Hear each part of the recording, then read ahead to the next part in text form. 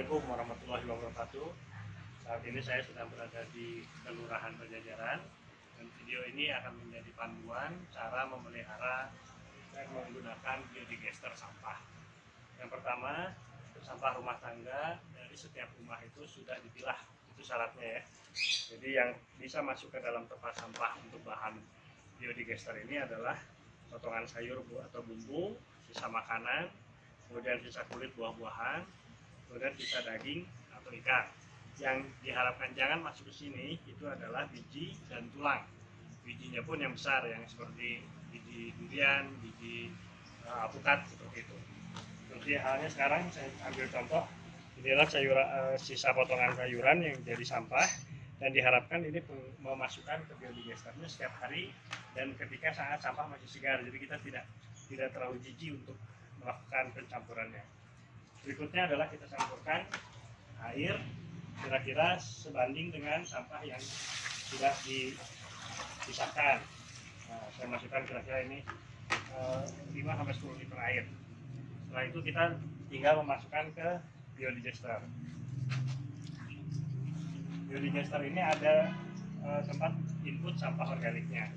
Kita tinggal buka dan sampah yang tadi kita tinggal masukkan.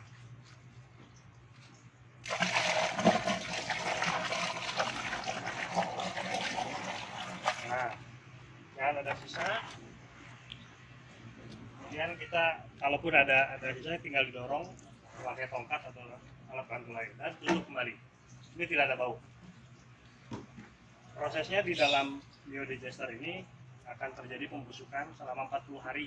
Di sampah yang ada di dalam, yang kita masukkan tadi, 40 hari berada di dalam reaktor ini. Besok kita masukkan lagi dan seterusnya. Setelah terjadi proses pembusukan, nanti akan dihasilkan gas dan ditangkap oleh penampung gas di dalam. Nah, ini penampung gasnya. Dan kemudian menghasilkan biogas. Ini adalah output biogasnya, ditunjukkan oleh manometer. Yang ini skalanya sekitar 50 skala manometer, tekanan yang cukup baik. Kemudian ini ada keran on off gas untuk ke dapur, dan ini adalah untuk pembuangan uap air ya. Jadi ini dilakukan pembuangan sekitar 3 bulan sekali lah, dengan pembuangan seperti ini.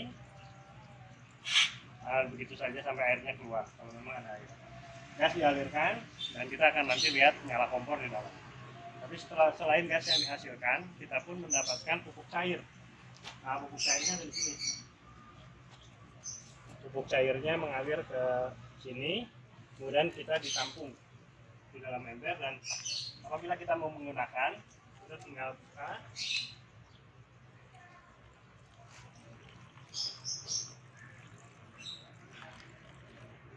Nah, 1 gelas pupuk cair ini kita encerkan 1x10. Jadi dalam 1 gelas ini dicampurkan dalam 10 gelas lagi, pakai ember lagi. Kemudian tambahkan air kira-kira 10 kali gelas ini, dan nanti tinggal disiramkan ke tanaman. Bisa disiramkan ke tanaman. Ini bisa digunakan sebagai pupuk cair. Baik, itu yang bisa saya jelaskan untuk proses di reaktor ini. Oh ya, satu langkah lagi, reaktor ini ada pengaman, ada sistem pengaman. Apabila gas berlebih dan tidak dipergunakan, seperti siang ini tidak dipergunakan, gas akan keluar dari dalam sini berupa gelembung. Jadi kalau pada saat siang seperti ini panas, kemudian ada suara gelembung di dalam reaktor, itu normal, pengamanan sedang berlangsung. Sehingga sebetulnya biogas ini lebih baik dipakai setiap hari, lebih sering dipakai itu lebih baik. Jadi jangan biarkan biogasnya terbuang dan sebagai satu pengamanan. Sekarang kita lihat ke dapur, kita coba masak dengan api biogas dari sampah. Yuk. Ya, kita sudah melihat tadi tekanan gasnya sudah ada.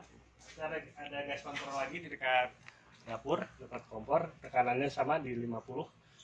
Ini kita pakai selang serabut yang insya Allah akan tahan sampai dengan 5 tahun. Tapi tetap harus kontrol, apabila ada bau harus kita susur, barangkali ini digigit oleh tikus. Kita akan coba menyalakan. Kompor biogas adalah kompor LPG biasa. Ini kita modifikasi, spuyernya diperbesar. cara menghidupkannya tidak bisa menggunakan alat pemantik yang sudah tersedia di sini. Ini kompor baru tapi tidak akan nyala. Yang harus kita gunakan adalah pancingan dari api dulu. Api dinyalakan, gas dibuka. Nah, gitu. Kita akan coba kalau kita pakai wajan, pel. Nah, ini apinya mungkin untuk ibu-ibu terlalu besar, jadi kira-kira dikecilkan. Nah, seginilah untuk masak ya. Sehingga kalau kita buka, nah sebesar ini sebetulnya. Tapi kalau untuk masak ini sudah cukup. Gitu. Gas LPG, gas biogas ini tetap ada bau, ya, tetapi pada saat digunakan masak tidak ada bau, dan hasil masakannya pun insya Allah akan biasa saja, aromanya aroma kalau goreng ayam ya ayam, tahu seperti itu. Yang harus kita jaga adalah kehati-hatian apabila ada angin besar, ada kemungkinan kompor ini kalau nyalanya sedang kecil bisa tertiup angin dan mati, sehingga kita harus tapi saya pikir di setiap dapur tertutup ya. Ini lebih mudah mati kalau kena angin, tapi kalau apinya sebesar ini itu tidak akan sampai mati meskipun ada angin yang di sekitar kompor ya. Cara mematikan seperti biasa, selesai gitu. Demikian biogas dari sampah kita bisa pergunakan asal setiap hari dilakukan perawatan, dilakukan buang sampah yang teratur, dan jangan memasukkan hal-hal yang tidak bisa terurai. Demikian biogas, mudah-mudahan menjadi penjelasan bagi seluruh pemakai biodigester gas biogas ini. Terima kasih. Assalamualaikum.